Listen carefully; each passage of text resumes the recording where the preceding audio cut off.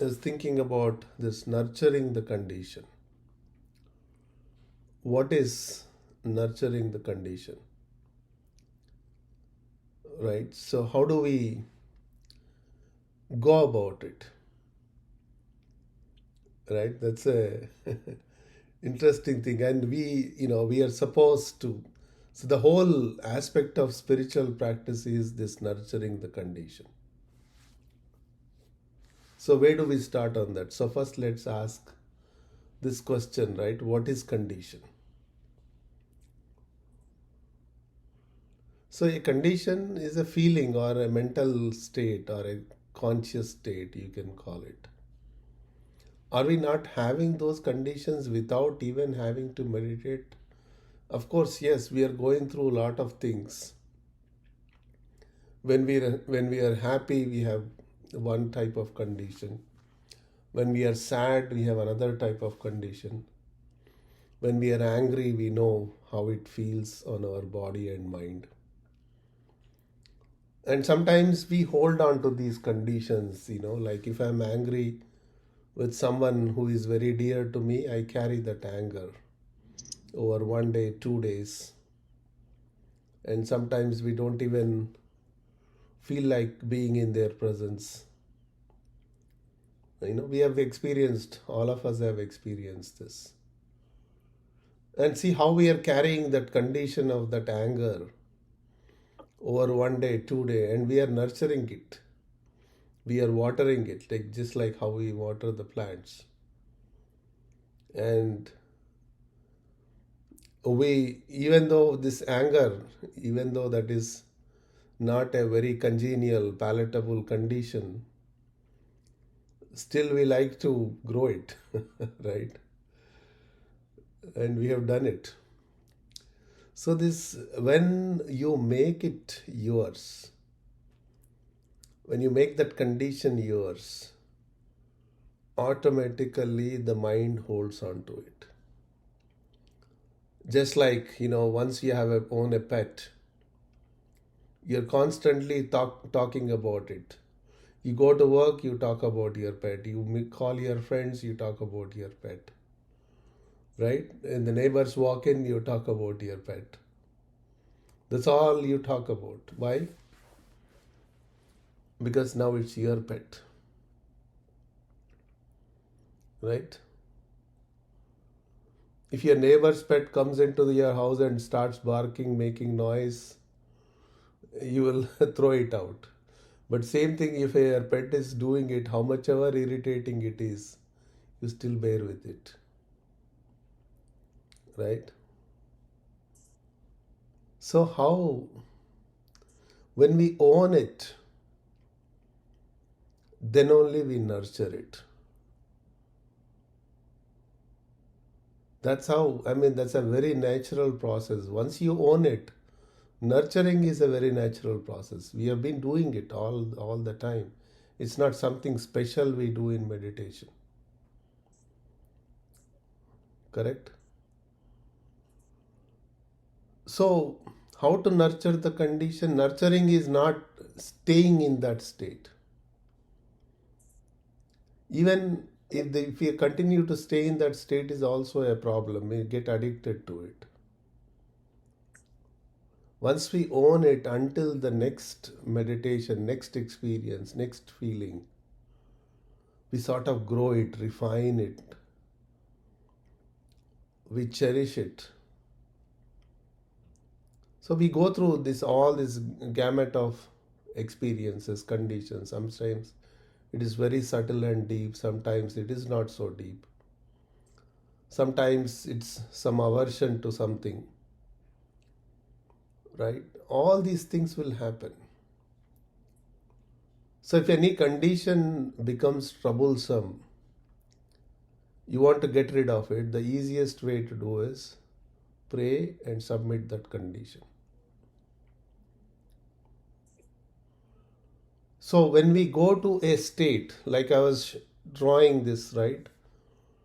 Once we start at one state, we expand. As we expand, we get better meditations. Then you are pushed to the next level. We start all over again.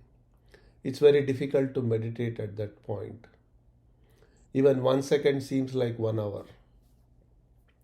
When am I going to get out of this meditation? We're looking at the clock, we open our eyes, thoughts after thoughts are going through our mind. So when you have such a condition, you come out like little irritated, thinking that you could not meditate, right? Then should I carry such a condition? Should I nurture such a condition? So any condition which is given to you is telling you a story, telling you a scenario. So here you had a best meditation yesterday, today you cannot meditate. That means now you started your journey at a different level. So what to do? That means more regular cleaning, more regular practice until that condition is settled. Then you see the condition is refining. That's why in Babaji's diagram, if you see, at every point he puts something L, lower consciousness, and H, higher consciousness, at every point. So these points need not be just those 13 points which we discuss in our spiritual anatomy. In between point 1 and 2, there are numerous states we go through.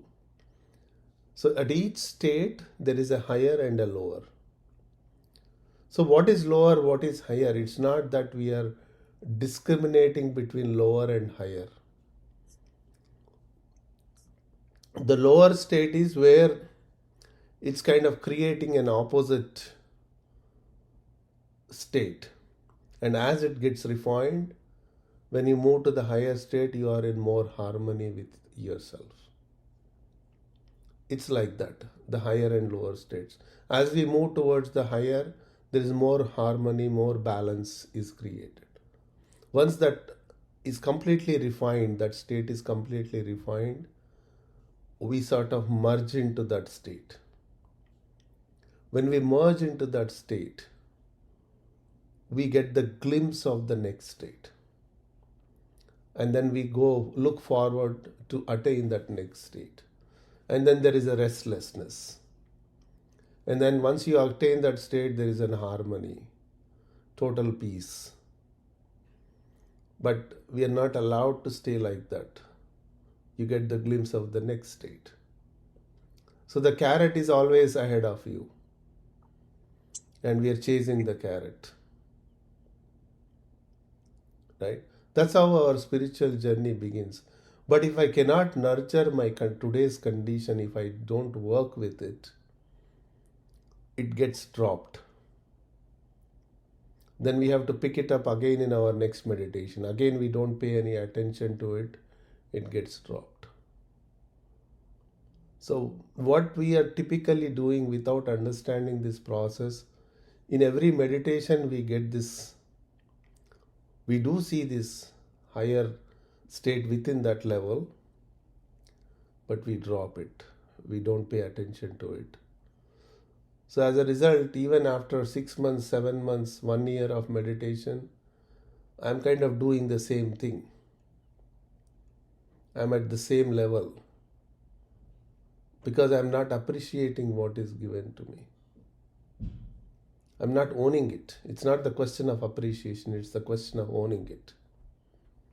Once we own it, we deal with all the ugliness and the goodness about that condition.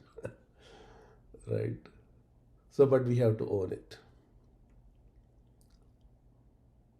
So once you own it, the process of nurturing the condition, like I said, is very natural.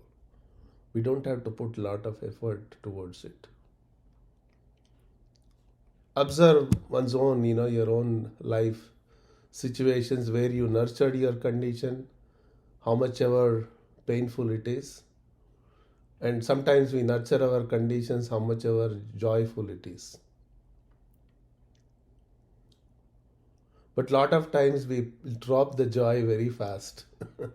We don't drop the pain so fast. Right? And that's why life appears to be full of struggles.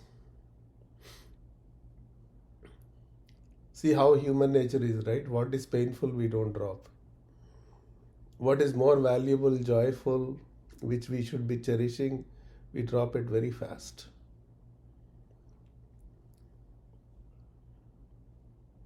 So, but luckily in spirituality, the painful thing about the spirituality is seeing the next condition and then chasing it. So we are always in a state of balance. At the same time, we are in a state of restlessness, which is a good thing. So we don't drop it easily, right? Painful things we don't drop. So this is how we progress. So that's why the owning the condition requires certain effort in the beginning. But once we start practicing this, that's why Babaji says if you practice remembrance for 1 week, it becomes permanent. What it means is, it's not that you stay in that state permanently. You get habituated to the nurturing this condition. We are habituated naturally to the external stimuli. But this is an inner, most subtle, it's not so tangible. So if we practice for a week, we also get accustomed to this internal stimuli, which is subtle. Then we know how to nurture it. Okay. So that's all I have to say. If you have any questions, comments, observations, we can discuss more.